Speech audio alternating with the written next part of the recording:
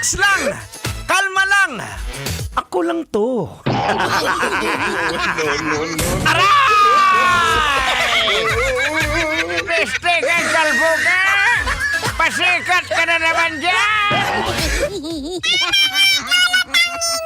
Kanina pa po yan nagpapasikat yung kalbo na yan. Oy, grabe kayong dalawa. Pagbigyan nyo naman ako. Minsan lang ako Anyways, mga kabisyo, isa pong napakagandang gabi ang oras natin. We got 34 minutes after 6 o'clock in the evening. Yes, kasama na naman po ninyo ang pinakamakulit, pinakamaangas na programa, Pagkagat ng Dilim.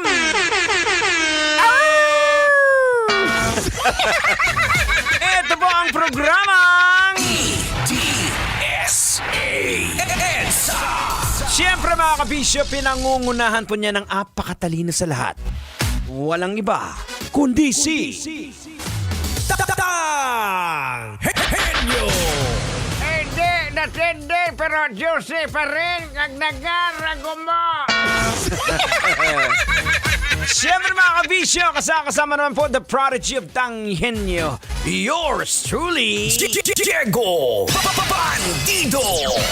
Pag may buhok, kailangan pa bang i-memorize yan? Basic, hindi po ako yan. At siyempre naman, hindi makukumpleto ang tropang EDSA. Hindi makukumpleto ang gabi mo manong driver kapag hindi natin bit-bit. At kasama ang napakakulit na si...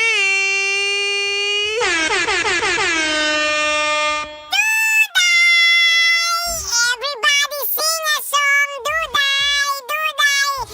Everybody sing a song, the Duday. Hello po, magandang gabi po sa inyong lahat.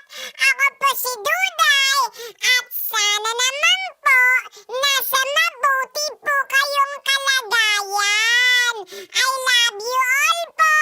At syempre po sa mga pasahero po ni Uncle Driver, mag-ingat po kayo. Huwag po kayo magtitiwala sa inyong katabi kung hindi nyo kilala, lalo na pag kalbo, baka snatcher yan. Hoy!